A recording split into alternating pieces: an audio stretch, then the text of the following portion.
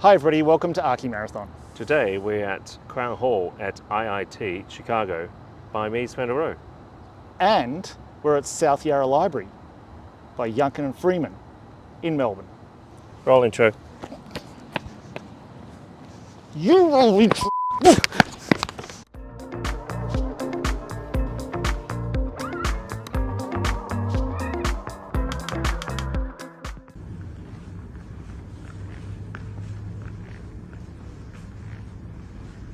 Excuse me. Can I see some ID? No cameras. No cameras, sir. No cameras. Get...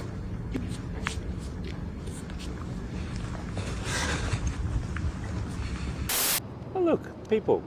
Hi. So we're in Chicago. Mies van der Rohe designed approximately 95% of Chicago. Oh, we're gonna get so many comments. He did most of this campus. Yeah, It does have some other pretty cool buildings around. There's the OMA McCormick Student Center. yeah, which we just saw a lovely model of in the library down here.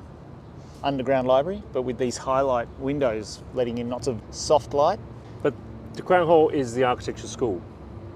And you can see some beautiful light coming through those sandblasted windows. Translucent, beautiful shadow play. Also great light table. Or sort of light box for putting your drawings up and tracing. Oh, the over. actual windows themselves. Yeah. The students use as light tables. Yeah, It's a good idea. yeah. Nice. But yeah, architecture school that it's just a big empty warehouse. Yeah.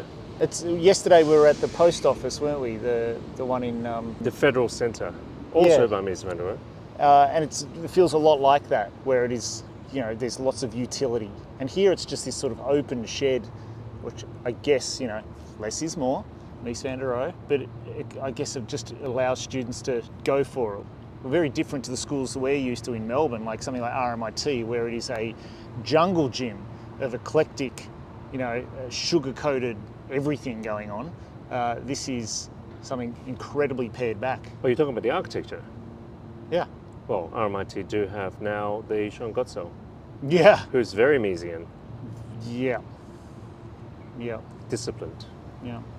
But we thought we'd contrast this with Yuncken and Freeman's South Yarra Library, because obviously the South Yarra Library is a direct copy of this. Well, this is very influential around the world. Most of Mies's buildings are influential around Yeah. the world. In New York, for example, you go, is that the Seagram building? They all look the same, this black steel building everywhere in the world of that era. They're all trying to copy the original. Yuncken Freeman, they were unbelievable in their time. Stuff like the Archdiocese extension to the cathedral Oh, yes. in Melbourne, the biggest cathedral in the Southern Hemisphere, and this incredibly modest, beautiful concrete extension to that. Buildings like that are just brilliant in Melbourne, inventive and amazing. But what I like about what they did copying this is it was evidence that copying is a good thing. Like, we are custodians of good ideas, and they executed that library really well, especially when you come here and you just see the way that they've borrowed really interesting ideas, such as the columns that don't go all the way to the top. They actually just stop short because then they're stitched in sideways into the beam that goes across. It becomes an expression of the detail, Yep. the element. And a form of classicism. Oh, it's very classical. Absolutely. Like, again, in the comments, fight me. But Mies was a classicist. Yeah. He had classical columns and things in his office. Oh, really? And people go like, don't you hate this stuff? Like, no, I love this stuff. That's why I don't copy it. Because you end up with, this is something that a lot of lay people don't understand. Why don't we build buildings like we used to? Well, we just don't. Like, there's a different economics to it all. The skills are lost now. So if you do go and try and create something like the past, you will end up doing a shitty, cheap knockoff that will decrease the value of the original. So I like that idea that he's a classicist, but it's like, that's been done. It's been done really well. We need to do this in our time with the materials and the technology we have available. Well, the high priest of modernism, you've got Corbusier, we've got Mies van der Rohe, we've got Gropius, all of them knew the classics. That's how they started. They learned all these compositional classical elements, and they knew how to compose, they knew how to do things. So when new technology came, they were trying something new, but they knew all this background stuff, which is not taught nowadays. And we had a real problem with that. We are passionate fans of architecture, and to be a good designer, say it every single time, to be a good musician, you need to have the best record collection, you need to study. And so that's why I love that connection back to the South Yarra Library, Duncan Freeman, one of Australia's greatest architects, directly copying something, unapologetically, because saying we are, as you always say, we are all students, and we continue to be students. That's why we're traveling to see this. And I feel like I become a better designer. No, I do become a better designer every time I come and every time I check out new buildings and travel. What do you think of this as an architecture school? Well, what is an architecture school? Like, we went to Caesar's architecture school in Porto, which is a wonderful demonstration of Caesar's skills in various aspects. It's gymnastics of architecture in his ways. I kind of like the fact that this is just pared right back. So you do what you do, you. Yeah. Because that school is very prescribed. Yes. The Caesar school. Yeah, and that was interesting in that it was a built series of lessons. You could just walk around that campus, you could imagine somebody saying, this is how you do a courtyard this way, this is how you do it this way, this is what happens when you put a seat here or a window. So that was full of lessons. But this is as well.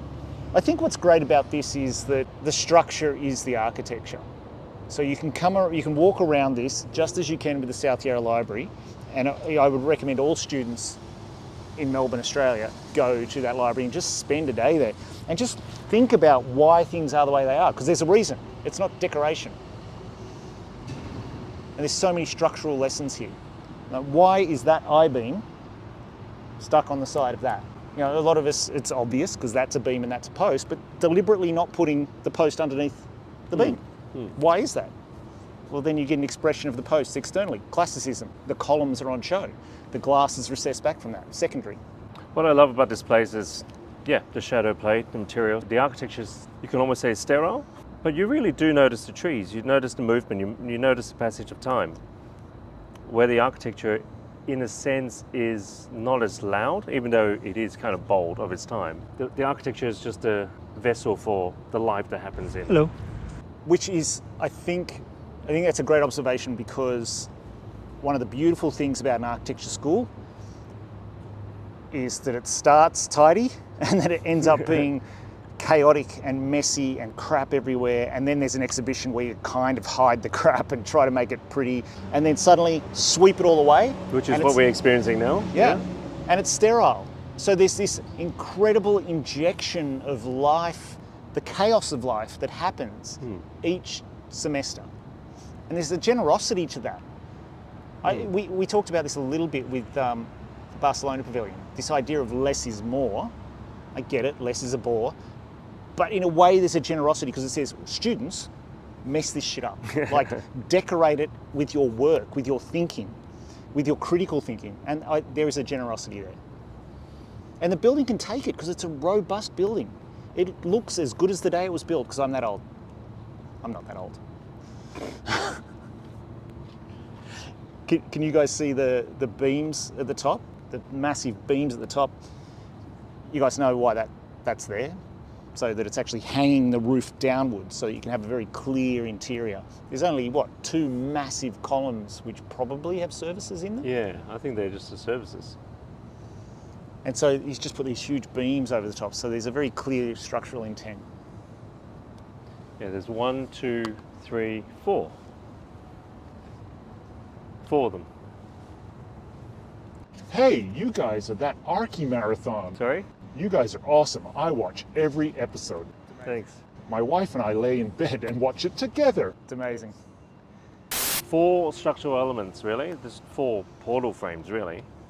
1, 2, 3, 4. And the box just hangs kind of within it. Yeah. And then the entry, because it's elevated, those windows down the bottom, the defrosted, actually helps bring light into the subterranean library. Well, a semi-subterranean library. Subterranean, okay, Yeah. correct. Which seems mean at first, putting the library under there. but it's amazing how much light comes through those pretty modest-sized windows. And then the way to get up onto this building is this floating platform, much like Farnsworth House. It has a special room in a sense, really just floating, and then a few steps to get you up on here, and then a few steps to get you up to that level. I could imagine this would be used to, back in the day, would be packed with people smoking. Well, they used to probably smoke in there. Oh, I'd imagine students just spilling out here as well, hanging out on these steps on a beautiful day.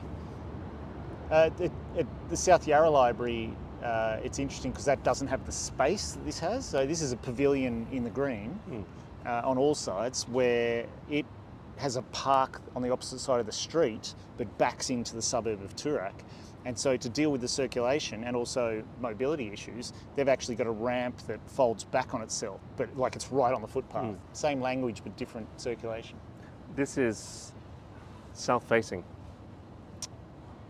So in a place like Chicago, I mean, we're in a beautiful day now during summer, but wintertime it gets cold, very cold. So I can imagine this north-facing entry in this plaza or this platform would be quite pleasant. No protection on the glass facing south, but we're in a climate where you probably don't need to worry about it as much. Yeah. We're pretty far north. The aircon was pretty strong. Yeah. It was that era though. Oh, the machine age. Yeah, where they believed, we can solve this we've already beaten the sun. Yeah, We can have air conditioning. Technology will solve everything, so we can have spaces however we want them and pump heaps of energy in them, because there's heaps of oil and coal. Go for it. Yeah. First, put your guns away, Kev. I can't because mine are attached. Let's cut that out. Cut that. Wait, look at the bottom of the panels. Oh. Is that ventilation? Yeah. It's like the episode we talked about. With the insect screen built in. What, that episode? Yeah. That's cool.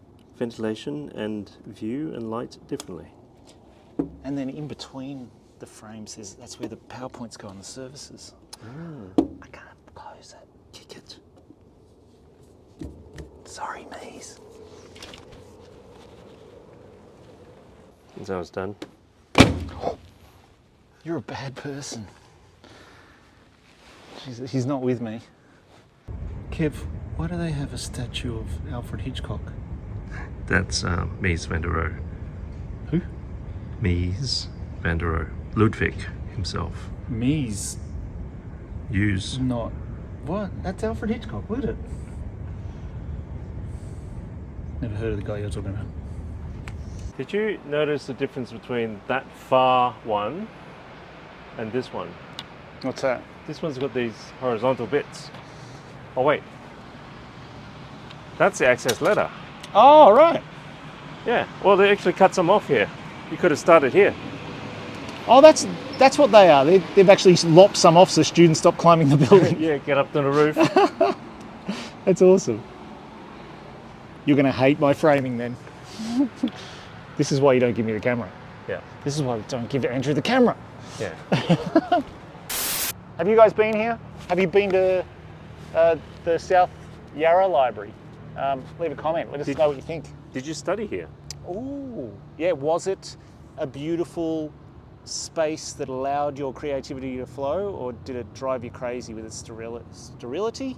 Is that a word? Leave a comment. Okay. Time for a drink. He literally says that at the end of every discussion. Time for a drink. All right. Sorry? I sense we're all here for the architecture. Yes. Yeah. Yes. Have you seen other good things in Chicago while you've been here? Yeah. It's a great spot. It's amazing.